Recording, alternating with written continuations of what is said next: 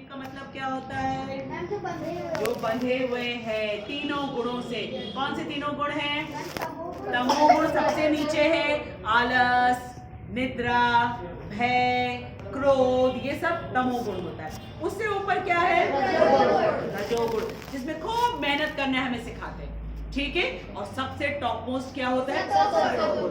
अभी हम सब सतोगुण में भगवद गीता लेकर के बैठे हैं, पूरी श्रद्धा से, पूरे विश्वास से, सबके सब सतोगुण में है। ठीक है।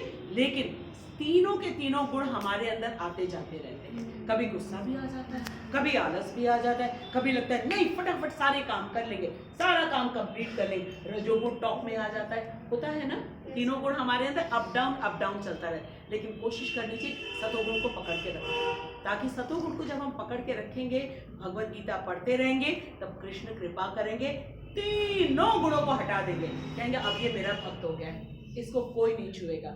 जैसे बड़े से एक गेट पे लिखा होता है, कुत्ते से सावधान। ठीक है। और जरा सा अगर हमने गेट को टच किया तो क्या होता है? अंदर से कौन भौंकता है? कुत्ता बहुत तेज भौंकता है। लेकिन उनका स्वामी जैसे ही आ जाता है और कहता है नो, ठीक है, वो कुत्ता क्या करता है? जो भौंक रहा था अब वो चुप होकर के बैठ जाता है। तो ये जो माया है, ये जो जगत है, ये भगवान की शक्ति है। भगवान है शक्तिमान और माया जो है वो भगवान की शक्ति है। तो जैसे ही भगवान देखते हैं कि अब इसकी पूरी इंटरेस्ट हो गई किसमें? मुझको जानने में, ये मुझे जानना चाहता है।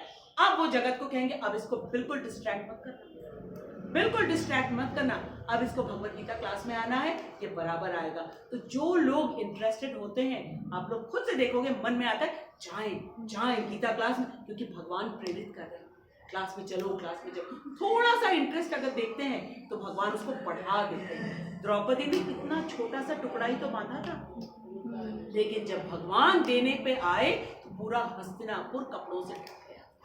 भगवान ऐसे हमको सपोर्ट करते हैं। ठीक है। देखो बेटा ये क्या हो गया? कनेक्शन लूज हो गया क्या? देख लो बेटा। ओके। और वेदों का क्या मुख्य उद्देश्य है? वेदेश्च सर्वेर अहम एव वेद्य। वेदों का उद्देश्य क्या है? मुझे जानना। किसको जानना? कृष्ण को जानना। क्योंकि वेद भगवान विष्णु के श्वास से निकले। ठीक है। वेदों के द्वारा कृष्ण को जाना जाता है। ठीक। भगवान का कथन है कि वेदों का उद्देश्य मुझे समझना है। वैदिक स्तुतियों में कहा गया है पतिम विश्व आत्मरेश्व, अतः जीवों के स्वामी प्रजापति श्री भगवान विष्णु हैं। कौन है प्रजापति? भगवान विष्णु। समस्त जीव, केवल मनुष्यों के नहीं, 84 लाख योनि में जितने जीव है सबके हैं। ठीक है। श्रीमद् भागवत में भी श्रील सुखदेव गोस्वामी ने भगवान को अनेक रूप में पति कहा है। पति का अर्थ क्या होता है? मोस्ट पावरफुल, समस्त ऐश्वर्यों से पूर्ण, वो है पति। ठीक है। श्रियः पति यज्ञपति प्रजापति धियानपति लोकपति धरापति पति गतिं अंधक वृष्णि सात्वताम प्रसीदाम से प्रसीदाम में भगवान सताम पति। इसका अर्थ है प्रजापति तो भगवान विष्णु हैं। प्रजापति कौन है? भगवान विष्णु। और वे समस्त प्राणियों के, समस्त लोकों के तथा सुंदरता के स्वामी हैं। और ब्रैकेट में क्या लिखा हुआ है? पति है। अब पति का मतलब समझ में आ गया सबको? समस्त ऐश्वर्यों से जो पूर्ण है उनको पति कहा जाता है, जो हर प्रकार की हमारी आवश्यकताओं को, हमें सुंदरता कौन देते हैं? कृष्ण। बुद्धि कौन देते हैं? कृष्ण। धन कौन देता है? कृष्ण। बल कौन देते हैं? कृष्ण। यश कौन देता है? कृष्ण। और वैराग्य सबसे इंपॉर्टेंट चीज है, वो कृष्ण हमें देते हैं। वैराग्य का अर्थ होता है डिटैचमेंट, क्योंकि अगर डिटैचमेंट नहीं होगा हम हमेशा रोते रहेंगे, क्योंकि ये शरीर निरंतर बदलता जा रहा है, दिन बदल रहे हैं, हफ्ते बदल रहे हैं, साल बदल रहे हैं, सारी चीजें चेंज होती रहती हैं। ठीक है। अब समर सीजन कंप्लीट हो करके अब हम रेनी सीजन आया, रेनी सीजन के बाद अब विंटर सीजन आ गया। तो अगर हमको रेनी सीजन बहुत अच्छा लगता है तो पूरे विंटर में हम रोते रहेंगे। ठीक है।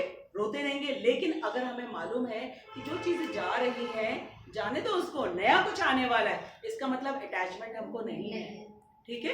तो कंप्लीट डिटैचमेंट कृष्णा के पास है, उसमें से छोटा सा हमको मिल जाता है, ठीक। तो जिनके पास ये सारे ऐश्वर्य पूर्ण मात्रा में, वो है विष्णु, वो है प्रजापति, वही है भगवान। फिर आगे कहा गया भगवान ने इस भौतिक जगत को इसलिए रचा। आपसे क्वेश्चन पूछा जा सकता है ना, आपको भी मालूम होना चाहिए क्यों बनाया, क्यों बनाया भगवान ने। आंसर दे रहे, इसलिए रचा कि बद्ध जीव यह क्या लिखा है, सीख सके कि वे विष्णु को प्रसन्न करने के लिए किस प्रकार यज्ञ करें, जिससे वे इस जगत में चिंता रहित, चिंता रहित मतलब नो टेंशन, नो टेंशन। कोई ऐसा कर सकता है? कोई नहीं कर सकता, कोई नहीं कर सकता। हर जगह में टेंशन मिलता है। और यहाँ भगवान हमको बता रहे सृष्टि की रचना मैंने इसलिए की ताकि तुम्हें टेंशन ना हो। तुम्हें टेंशन इसलिए हो रहा है क्योंकि तुम भूल गए हो कि तुम किसकी संतान हो। सबसे रिचेस्ट, सबसे ब्यूटीफुल, सबसे पावरफुल, सबसे इंटेलिजेंट उनकी तुम संतान हो, और तुम अपने आप को अकेला समझ रहे हो क्योंकि तुमने अपने आप को जाना ही नहीं, अपने स्वरूप में नहीं हो। तुम स्वरूप में नहीं होते तो हमको लगता है हम अकेले हैं, कैसे करेंगे। लेकिन जब हमें मालूम होगा कृष्ण मेरे साथ हमेशा है और सारी शक्तियां वही दे रहे हैं, लगातार देते जा रहे, क्योंकि वो प्रजापति हैं, केवल हमको ही नहीं दे रहे, सबको दे रहे हैं। और हमें किसी और से डर भी नहीं लगेगा। क्यों? अनुष्का के अंदर भी तो कृष्ण है, कुशाग्र के अंदर भी तो है, ठीक है। तो अगर हम सोचें कि अनुष्का मेरा बुरा करेगी या विराज मेरा बुरा करेगा, कैसे कर सकेंगे? क्योंकि बैठे तो कृष्ण है। अगर कोई भी हमें कुछ ऐसी चीज बोल रहा है जो हमें अच्छी नहीं लग रही है, ठीक है, तो ये समझना चाहिए कि हमने पास्ट में कुछ मिस्टेक कर रखा है। जैसे पेरेंट्स जब डांटते हैं, टीचर्स जब करेक्ट करते हैं, इसलिए करते हैं क्योंकि पास्ट में हमने कुछ मिस्टेक कर रखा है। अब उस मिस्टेक को रिपीट ना करें, इसलिए हम अपने आप को समझ नहीं पाएंगे। इतने अभी हम, ठीक है, महान नहीं बने कि अपनी गलतियों को ढूंढना शुरू कर दें, ठीक। इसलिए भगवान, इसलिए कृष्ण कृपा करके सामने वाले के मुंह से हमको कहलवा रहे हैं। तो हमें ये नहीं सोचना चाहिए वो मेरी इंसल्ट करने के लिए, वो मुझ में कमी दिखाने के लिए बोल रहा है, वो मुझे क्रिटिसाइज कर रहा है। नहीं, वो मेरे अच्छाई के लिए कर रहा है, ताकि मुझे घमंड ना हो, मुझे मिथ्या अहंकार ना हो। अगर मैं सोचूं कि मैं बड़ा सुंदर, मैं बड़ी सुंदर हूँ, मैं बड़ा सुंदर हूँ, तो तुरंत समझना चाहिए अरे ये शरीर तो मैं हूँ ही नहीं। और अगर ये शरीर सुंदर है भी तो किसने दिया? मैं दिया है, क्योंकि सारी सुंदरता तो उनके पास है। अगर इंटेलिजेंस मेरे अंदर है, ठीक है, फटाफट हमको सारी चीजें समझ में आ जाती, तो इंटेलिजेंस भी कृष्ण ने दिया है। तो इस तरीके से हमें किसी भी चीज में गलत अहंकार नहीं होगा, मिथ्या अहंकार नहीं होगा। और जो शुद्ध अहंकार है, ठीक है, जो करेक्ट अहंकार है, वो क्या है कि मैं नित्य कृष्ण दास हूं, क्योंकि मैं उनका अंश हूं, अंश उनका। कई बार लोग हमसे बोलते हैं आपने अपने नाम के बाद ये दासी क्यों लगा रखा है? तुमने, मैं दासी हूं, आप भी हैं, केवल आपको मालूम नहीं है। बाकी तो हम जा करके एप्लीकेशन दे के नौकरी करना, कहते हैं ना कि हमें नौकरी पर रख लीजिए, हमें नौकर बना लीजिए, और जब नौकरी मिल जाती है तो पूरे मोहल्ले में जाके हम लड्डू भी बांटते हैं, ठीक है। या तो प्राइवेट नौकरी या तो सरकारी नौकरी, कितने लड्डू बांटते हैं। तो वहां पर भी तुम दास ही तो हैं, नौकर ही तो हैं। लेकिन यहाँ कृष्ण ने सारी इंडिपेंडेंस दे रखी है, सारी इंडिपेंडेंस, सारी चीजें हमें प्रोवाइड कर रहे हैं, और सिर्फ कह रहे हैं कि तुम मेरी बात के अकॉर्डिंग, जो मैं तुमसे कह रहा हूं उसके अकॉर्डिंग सारा अपना काम करो। फिर क्या करोगे? तुम किसी बंधन में नहीं बंधोगे, ठीक है। फिर क्या होगा? तुम जो भी कार्य करोगे वो मेरी प्रसन्नता के लिए होगा, और जब मेरी प्रसन्नता के लिए होगा तो रिजल्ट चाहे जो, उसका इफेक्ट तुम्हारे ऊपर नहीं आएगा, क्योंकि रिजल्ट दो ही तरीके का होता है, या गुड या बैड। गुड रिजल्ट से हेवन, और बैड रिजल्ट से हेल। हेल क्या होता है? नरक, ठीक है। दोनों ही टेम्परेरी जगह, फिर नीचे हमको आना पड़ता है, फिर हम बंध जाते हैं यहाँ पे। इससे कृष्ण हमको मुक्त कराना चाहते हैं। क्यों? खेलना चाहते हैं हमारे साथ। He wants to play with us, क्योंकि हम उनके अंश हैं, इसलिए सुख का प्लान हमको दे रहे हैं। ठीक है, आगे कहा है प्रभुपाद ने, इस जगत में चिंता रहित होकर सुख पूर्वक, देखो दो चीज बताई है, चिंता भी नहीं होगी और सुख भी होगा। सारी चीजें हमको दे रखी है कृष्ण ने, सुख पूर्वक रह सके तथा, ठीक है, जब चिंता नहीं होगी और सुख से रहेंगे तब हम क्या करेंगे, इस भौतिक देह का अंत होने पर भगवत धाम को जा सके। ठीक है, तुम मेरे पास आ जाओ,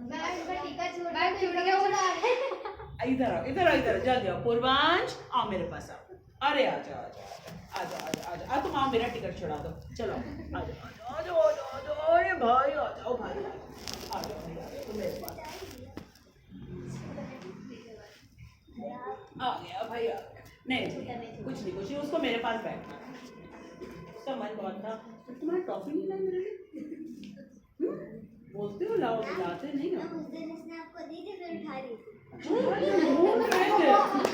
नहीं क्या होता, हम ढूंढ रहे थे, इतनी देर तक ढूंढ रहे थे, मुझे टॉफी देके तुम वापस ले लेते हो, ये क्या होता है? कृष्ण ने ले लिया, इसने थोड़ा ना लिया है, कृष्ण ले लिया। वो देख रहे थे कि देखे टॉफी ढूंढते, अब ले आना, ठीक है, ओके। तो फिर क्या हुआ कलयुग में? अच्छा, भगवान ने क्या कहा कि बद्ध जीव के लिए कि यह संपूर्ण कार्यक्रम है, द एंटायर प्रोग्राम, ये जगत बनाने का। सोचो कितनी मेहनत करनी पड़ी है कृष्ण को, और कृष्ण मजे से कर देते, सोते सोते। कभी देखा है कृष्ण को काम करते हुए?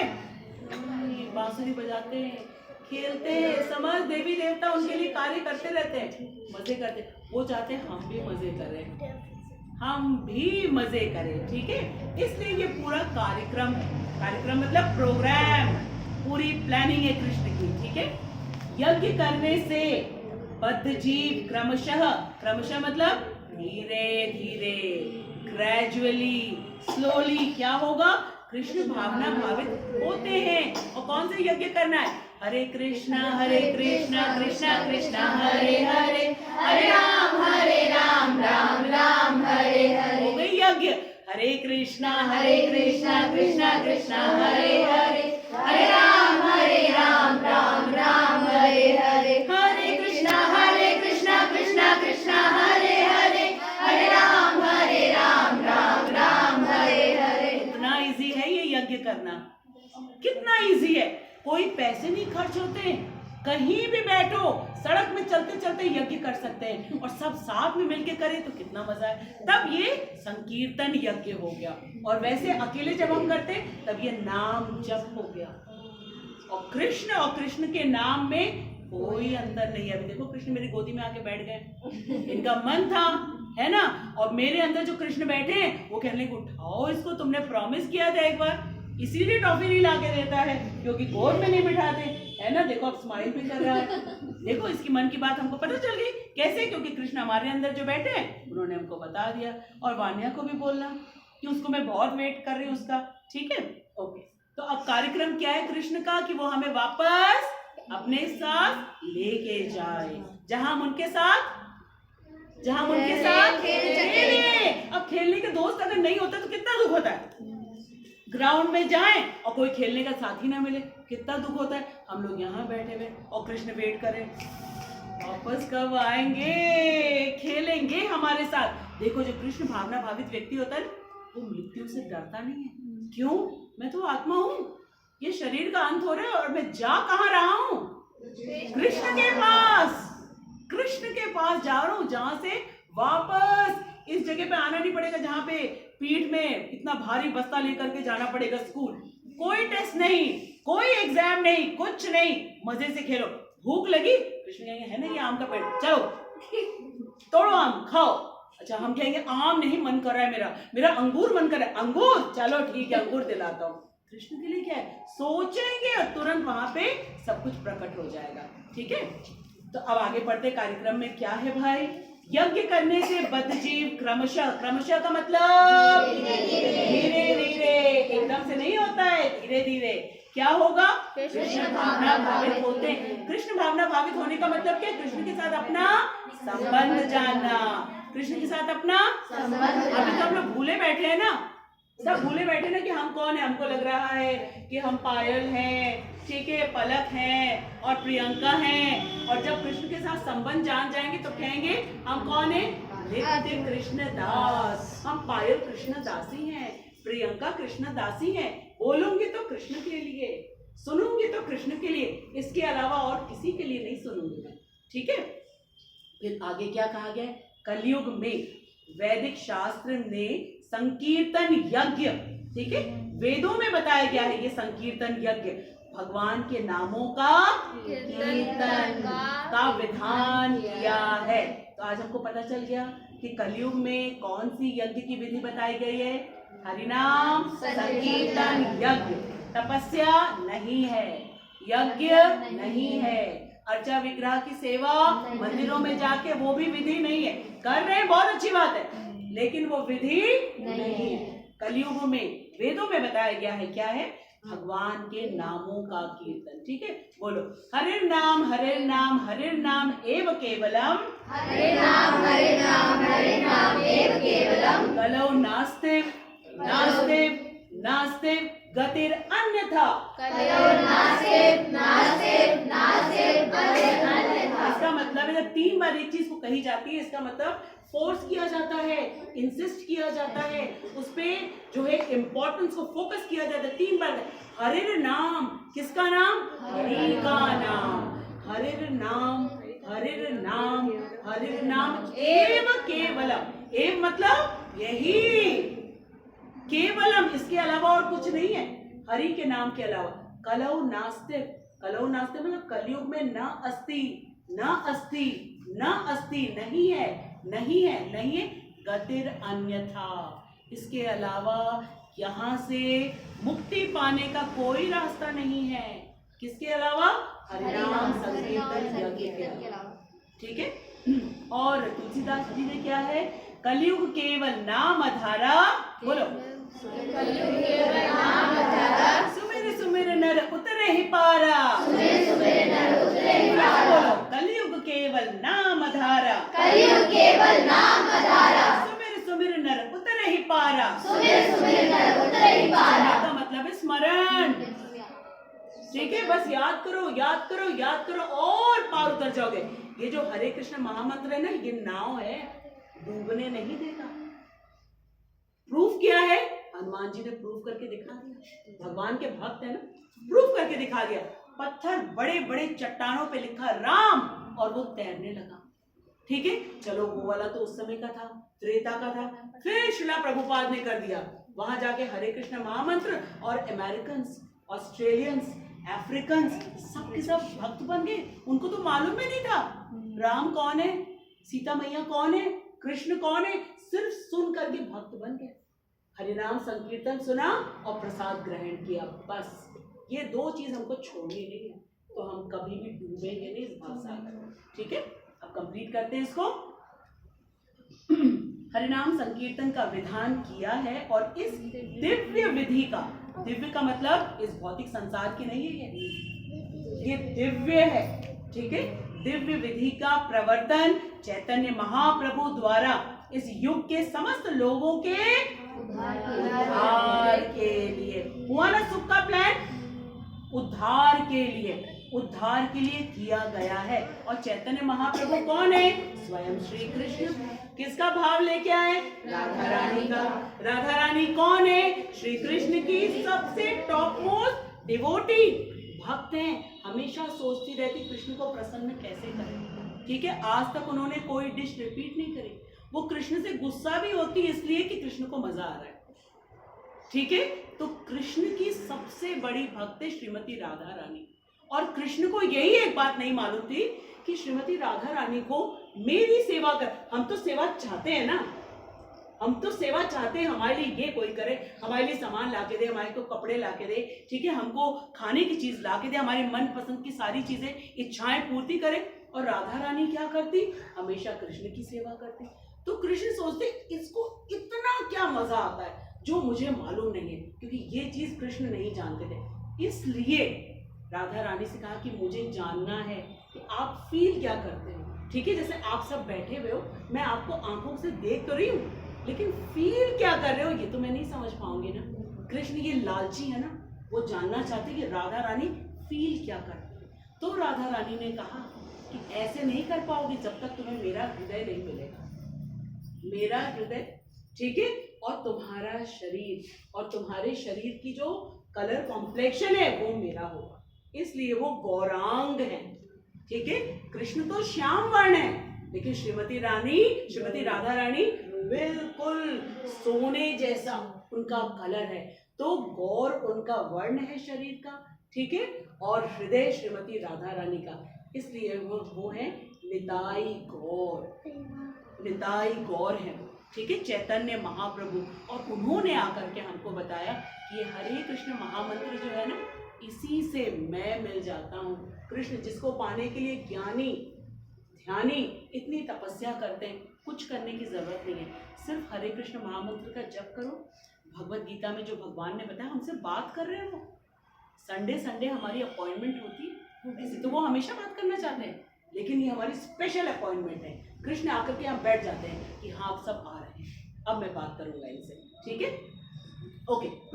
संकीर्तन यज्ञ तथा कृष्ण भावनामृत में अच्छा तालमेल है, कितनी अच्छी कोऑर्डिनेशन है। ठीक है, श्रीमद् भागवत के में संकीर्तन यज्ञ के विषय में विशेष प्रसंग में भगवान कृष्ण का अपने भक्त रूप, भगवान कृष्ण का अपने कौन है सबसे बड़े उनके भक्त, श्रीमती राधा रानी, जो कि दोनों मिलकर के चैतन्य महाप्रभु बने। ठीक है, चैतन्य महाप्रभु रूप का है ना, चैतन्य महाप्रभु का रूप उन्होंने लिया है, में निम्न प्रकार से उल्लेख किया है। ठीक है, अब इसमें पूरा क्लियर बता दिया जा रहा है कि मन में अगर डाउट हो कि कौन है चैतन्य महाप्रभु, देखो, कृष्ण वर्णम विशा कृष्णम सांगोपांग पार्षदम यज्ञे संकीर्तनम प्राये यजन्ते ही सुमेधसः।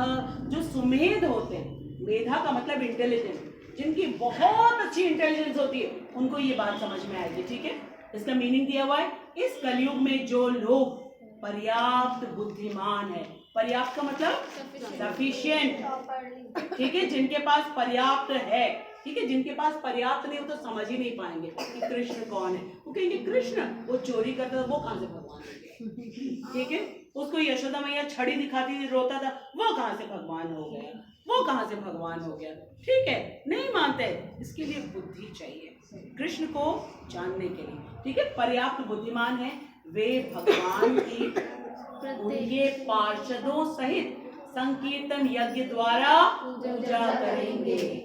जो कम बुद्धि वाले लोग हैं नहीं करेंगे, वो केवल जो पर्याप्त बुद्धि वाले लोग हैं वही पूजा करेंगे। वेदों में वर्णित अन्य यज्ञों को इस कली काल में कर पाना सहज नहीं है। कौन कौन से थे सतयुग में? सतयुग में तपस्या, ठीक है, त्रेता में यवन यज्ञ, द्वापर में अर्चा विग्रह की सेवा, ये सब हमारे यहाँ पे कलयुग में कर पाना संभव नहीं। भगवत गीता में लिख दिया है। अगर हम कुछ करने का प्रयास कर रहे हैं तो भगवत गीता बोलेगी ठीक है, वो तो वही वाली बात होगी कि टीचर ने क्वेश्चन कुछ और लिखा है, आंसर हम कुछ और लिख रहे हैं, तो लिखते रहो, कोई भी आंसर करेक्ट थोड़ी ना हो जाएगा वो। ठीक है, फिर आगे क्या लिखा है? किंतु मीन्स लेकिन, संकीर्तन यज्ञ सुगम है। सुगम मीन्स वेरी इजी, बहुत सरल है, बहुत सरल है, सब मिलकर के कर सकते हैं हम लोग, किसी चीज की आवश्यकता नहीं, और सभी दृष्टि से अलौकिक है। अलौकिक मतलब दिव्य है, भगवान प्रकट हो जाते हैं। ठीक है, जैसा कि भगवत गीता में भी संस्तुत की गई, ये 9वें अध्याय की बात है, वो बाद में देखेंगे। तो हमारे पास आज क्लियर हमें इंस्ट्रक्शन मिल गया कि भगवत गीता हमारे सुख का प्लान है। ठीक है, और इस जगत को भगवान ने इसलिए बनाया ताकि हम चिंता रहित रहें। ये नहीं सोचना पड़ेगा खाएंगे क्या, पिएंगे क्या, रहेंगे कैसे, सब कुछ दे दिया है। पेरेंट्स दे दिया है, ठीक है, पेरेंट्स टेक केयर करें, सब कुछ। फिर भगवत गीता दे दिया और श्रीला प्रभुपाद जैसे भक्त को भेज दिया। बस सारी चीजें उन्होंने प्रोवाइड कर दी। अब हमको क्या करना है? सिर्फ और सिर्फ थोड़ी अपनी बुद्धि को कृष्ण को समझने में लगाना है। फिनिश। इसके अलावा में कुछ नहीं करना है। और हरिनाम संकीर्तन यज्ञ करना है। फिर हमारे लिए पूर्वांश नेक्स्ट संडे को टॉफी लेके आएंगे, है ना पूर्वांश? हाँ, प्रॉमिस किया सबके। हाँ, कितनी? बहुत सारी लेके आओगे। अरे वो सबके लिए लेके आओगे। कृष्ण बहुत खुश हो गए, सबके लिए लेके आएंगे। चलो, हरे कृष्णा